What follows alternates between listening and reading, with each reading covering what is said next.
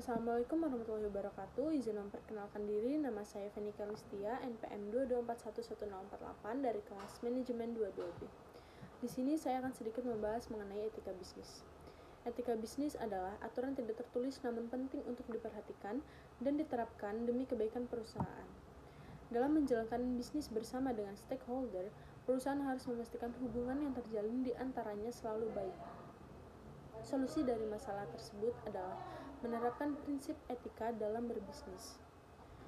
Etika bisnis juga yaitu segala sesuatu tentang pedoman norma bagi sebuah perusahaan dalam mengambil keputusan. Dengan terjaganya hubungan baik antara perusahaan dan stakeholder melalui implementasi prinsip etika, potensi usaha untuk berkembang juga semakin terjamin. Ada juga teori etika bisnis. Secara umum, teori ini memang berbicara tentang bagaimana perilaku berbisnis yang baik dan sesuai dengan norma. Namun, ada 4 teori besar yang dipelajari dalam konsep tersebut.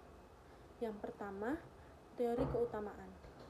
Teori pertama adalah tentang keutamaan memandang bagaimana seseorang bersikap, berperilaku, atau sikap baik seseorang akan menciptakan watak dan karakter yang baik secara moral juga.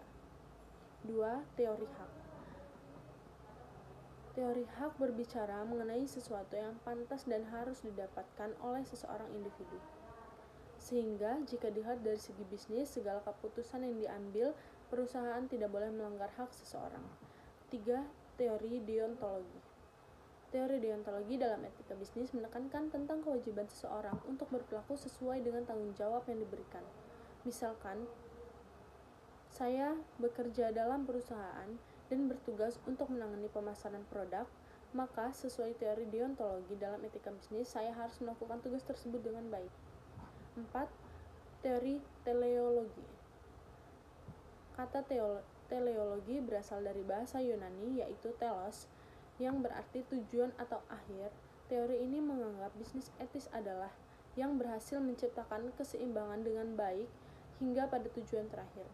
Sehingga dalam kata ini, teori ini mendasar konsep kebaikan. Ada juga prinsip etika bisnis. Yang pertama, otonomi. Kompetensi seorang pelaku bisnis dalam mengambil keputusan haruslah baik. Prinsip otonomi memandang hal tersebut sebagai wewenang perusahaan sepenuhnya, sehingga visi dan misi yang disusun membawa dampak baik pada kesejahteraan karyawan dan stakeholder perusahaan. 2. Equilibrium. Berhubungan dengan otonomi pelaku bisnis, segala keputusan yang diambil juga harus seimbang. Dalam kata lain, perusahaan tidak boleh berat sebelah dalam memutuskan sesuatu, misalnya memberi upah sesuai kontrak dan kontribusi kerja karyawan. 3.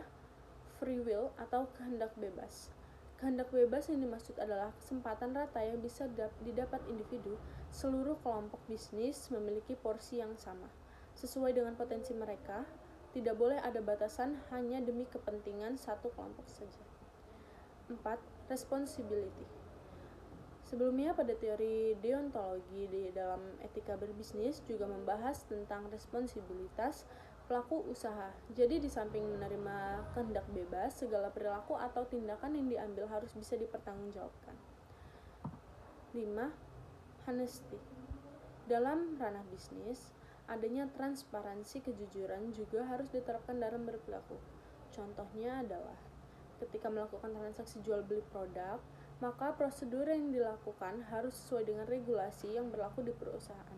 Tidak hanya itu, contoh lainnya adalah pelaporan keuangan yang juga harus didasari transparansi. Faktor yang mempengaruhi etika bisnis.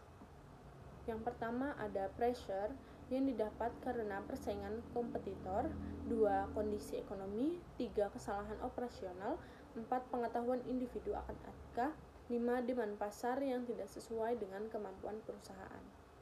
Sekian dari saya akhiri. Wassalamualaikum warahmatullahi wabarakatuh.